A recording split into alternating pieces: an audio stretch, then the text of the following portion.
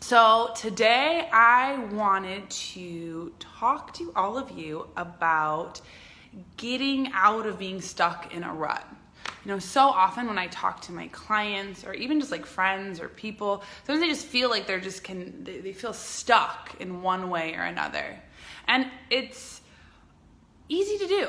You know, we as human beings are creatures of habit, and we really like to do things that are familiar. And I am the first person who is extraordinarily guilty of that. I go to the same restaurants, I do the same things, I like take the same routes places. And even like when sometimes it's like, ooh, am I gonna like try a new restaurant? Even here in Paris, where I have 1,000 new restaurants, I can get afraid of like wanting to try something new. So I end up going to the same places over and over and over again because I know that they're good or comfortable or easy. But the thing is when we get into that habit and we get into that pattern, we become unconscious. We stop participating in the world around us and paying attention, and we just kind of go on autopilot. And really interesting is that when we're in that place, we aren't open to our intuition, we aren't able to listen to our spirit, we're not really paying attention, and oftentimes the best thing is that we're super stuck in our heads. Stuck in our heads, where we get into that thinking, mulling it over, not that great place where it feels like we're wearing a pair of pants that are way, way, way too tight.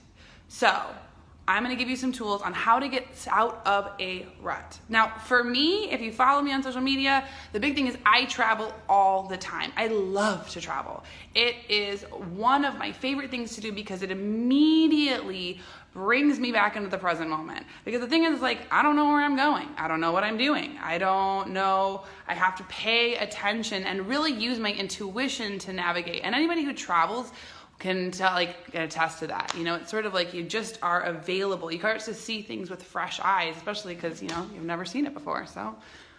But even if you're not a traveler, there are all sorts of different ways to get to travel.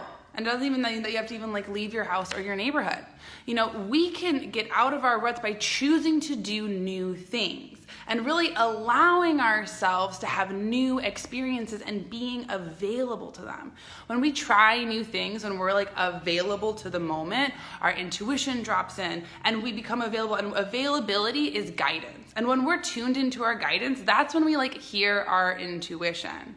You know, the funny thing about our intuition is that we need to get quiet enough to be able to hear it. And if our mind and our intellect and that ego is just like chattering nonstop, you're gonna be disconnected from your guidance, or you're not gonna know what your guidance is. It's like, I have no idea. I'm so confused because it's like too much input. So the thing is, it's like learning to get your head not talking all the time. And the best thing to do is to do something new. And you don't even have to necessarily leave your living room. One of the greatest things is to just start to pay attention. So maybe like read a book that you've never read before, or try a new restaurant, or just do something new. And also just like practicing being unattached to the outcome. You know, oftentimes I can get so invested in like, if I'm going to try a new restaurant, I'm like, is the restaurant going to be good? Is it going to be a good restaurant? But in reality, it's like, just go try and have the experience, because otherwise I get so ahead of myself that it disconnects me from even just trying it. And then I end up going to the same thing over and over again. And you know, the thing about being an adult and growing into like our adult minds is that we really view the world out of making a lot of assumptions. All of our past experiences are the things that feed how we think the outcome is going to be. And I can do this all the time. It's really interesting when I find myself doing this in relationships, when I'm like, I just am expecting that somebody's going to behave a certain way or do something because I've had that experience in the past, that imprinting. And what it will do is I'll end up not asking. Like, for example, you know, even with my sister the other day, I was asking her to go, what was I asking her to do? I was asking her if she would go on a boat. We're supposed to go to Crete for her bachelorette party. And my sister is usually, like my family, like my mom and sister are like not water people. Like, put him on a boat, they will be clinging to the sides, totally terrified. And so my sister and I are going to Crete for a bachelorette party, which I'm so excited about. But I was doing the duties of like trying to look up fun things to do. And I saw this boat tour. And my immediate assumption, I was like, this looks super awesome. You go to an island, you get to snorkel, da da da da. And my immediate assumption was that Sabrina was going to be like, absolutely not. I'm not going to want to do that. That sounds terrible. I'm not. I'm a land mammal. We're Midwesterners, Sonia. What are you doing? Why are you putting me on a boat? But so then I was like, whatever, threw it off to the side. But then my intuition kept coming back to it and was like, hey, maybe this boat. And so what I did was I actually ended up like picking up the phone, calling my sister, and I was like, hey, like, would you maybe be interested in like this boat? I know that you're like probably not into it and whatever. And she was like, actually, that sounds great. That sounds super fun. I would love to do that. And it was just a moment for me where I was like, oh, I was so quick to assume what she was going to say and what her response was without even checking in with her, without even having a conversation with her. And what that did is I noticed that all the different places that I limit myself. You know, a lot of times we don't make an ask. We don't ask people because we just assume it's going to be a no. We just assume that we're going to be met with some sort of barrier. And when we do that, we cut ourselves off. And I can do that. I do that all the time. Sometimes I just like don't want to be disappointed, or I don't want to ask too much of people.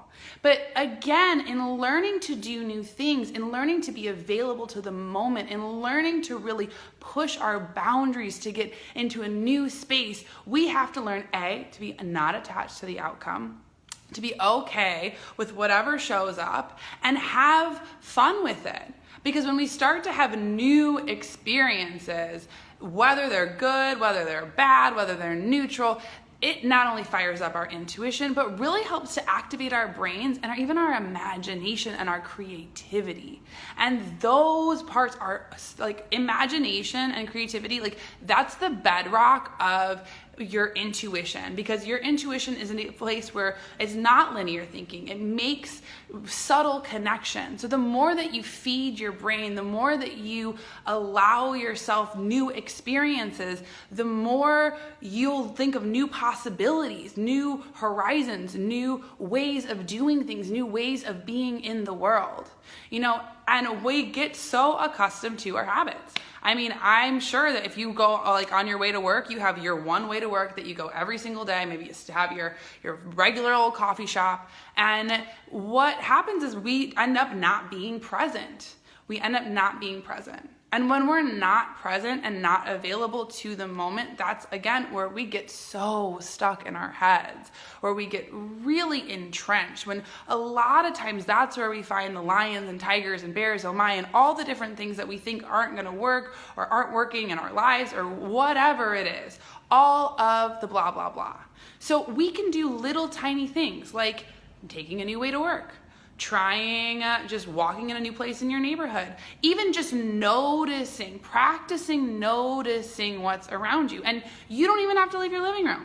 Notice something in your house right now that you haven't noticed before. Maybe it's the grain on the table. Maybe it's, how the corner looks and I don't know. Get creative with it. Maybe how the pattern on the carpet that you haven't really appreciated, the different colors that show up, the way that, the shutters look. The possibilities are endless. And when we get back into that present moment, we start to connect to our magic. And that's where we also connect to our abilities of manifestation, to our intuition, and most importantly, to each other. Often, like I said, we make so many assumptions about each other. My mom always taught me not to assume anything. And one of my most recent experiences with this was I did a post about this on Instagram a little while ago, but I was traveling from Paris back to Chicago for a wedding. And there was a woman behind me in line. I had to go through D-Tax. I had like some D-Tax papers. And I was waiting in line, and there was this woman right behind me who was doing the thing where she's like, am I gonna get around you? And my first instinct was like, excuse me, get out of my way. I am in line. You are in line. We are both in line. Calm down. And I looked over at her ticket, and she was on the same flight as me, which made it even more annoying. I was like, come on, like we're in the same boat. So I turned to her and I just said, hey, we're on the same flight. Like, it's okay. We have plenty of time. Don't worry. And then turn back around to think that I was going to get some sort of scoff. But what happened is this woman just started sobbing. She just started crying, and I looked at her and I was like, are you okay? What's going on? And then she told me that she had been hospitalized here in Paris for the past 3 days with a kidney infection, had missed all of her flights and was rebooked on a new flight. Was so excited, got to the airport incredibly early and went all the way to the gate to figure out where to put her detox papers when she was told that she had to go all the way back out, and spent over an hour looking for the detox. And she had finally got there and was just exhausted, overwhelmed, didn't know how to get back to the gate. And so I was like, you know what? I'll help you. And the two of us, I brought her through security, walked her to our gate, calmed her down. But it was a real reminder to me of how I can get into different patterns of thinking, especially around making assumptions about just assumptions in life, me making assumptions about people, making assumptions about relationships, making assumptions about motivation. And what that does is it doesn't connect me to the person. That doesn't connect me to the present moment. That doesn't connect me to being available. And the thing is when we are connected to our intuition, really the word is available. How available are you? How available are you to guidance? How available are you to yourself? Is that autopilot going so fast that you can't have any chance to tune in? You know, in our culture, we really like to emphasize that being busy is good. And that also another thing that I see all the time, and things that I notice within myself, is that once the endless to-do list is done, then I'll have enough time to slow down to take care of myself. Then I'll have enough time to tune into the present moment. But that never happens. The to-do list just keeps growing and growing. Got another thing and another thing and another thing. And even today I was noticing it for myself, where I have a friend who's coming for dinner, and I have a lot of different things to do. Sabrina and I are working on a new online course, and I have all of these things to do. And I was just feeling like, okay, once I'm finished with all of these things, then I can take my moment to meditate, because I really I need a moment. And I was realizing as I got later in my day was that I was never going to have that moment unless I picked it. And one of the reasons why I love meditation, and I like to talk about it all the time, is it really helps to tune me back in and start to give me space. And creating and being in giving yourself that space allows you to make choices and be empowered instead of being reactionary.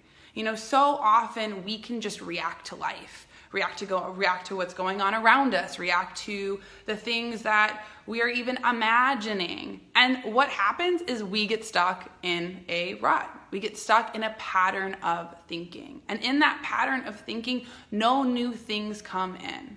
That's a great thing about hanging out with kids, because kids are just available to the moment. They're well, what's going on right now? Now what? What is that? No, they don't have that certain okay, now we have to do all of the different things. So today, on this weekend, I really want to encourage you to try something new. It doesn't have to be complicated. It doesn't have to be anything crazy, but even just try a new restaurant, or go for a walk, or maybe just take a new route home. Anything to start to break up that patterning, and just also notice how you feel. You know, our brains have very short attention spans. And so when we don't do new things, it's almost like we just kind of tune out. So when we can feed our brain with new things, I always find that I'm so happy, so happy that I did it. You know, even my mom brought me to a drag show here in Paris, and I was so excited. The show called Michoud, and it was Michoud is going to be amazing. It's going to be wonderful. And long story short, Michoud was terrible. Michoud was absolutely terrible. We had the dinner and drag experience, and I sat through the dinner. The dinner was terrible. The fish was dry. The food was weird. The drag queens were just not very elderly, and not that that isn't wonderful and they aren't like doing their thing, but it was just a very weird show. And also I got 2 glasses of water dumped in my lap, which was not fun. And then I was like trapped, sat in a corner for a very long period of time, which also was not fun. And when I got done with Michoud, I was like, I need to get out of here. Like, oh my gosh, I need to breathe. But even then, even though that was a new experience, that wasn't that super fun, it actually ended up being super fun because it ended up being funny. And that was one of the highlights of my week, which I would not have expected. In the moment, I was like, that was terrible. But now I'm like, what a funny story. Like, what a weird place. So and do something new. Tell me what are the new things that you do. Tell me if you're gonna read a new book, check something out, watch a new video on YouTube, whatever. You can be creative. Be endlessly creative. See how it changes. See how it tunes you into your intuition. See how it makes you available. See how it re-engages that playful, fun side of yourself. And it's a weekend, so it's the best time to do it. Like, relax, you know? Maybe like go get a massage. Maybe that's something new that you haven't done. Treat yourself. All right, well, I hope you're having a wonderful rest of your day. I am signing off from here in Paris. I'm going to Beyonce tomorrow with my mama. I'm so excited. And that's also something new because I've never seen Jay-Z. So that counts in my book. Okay, bye.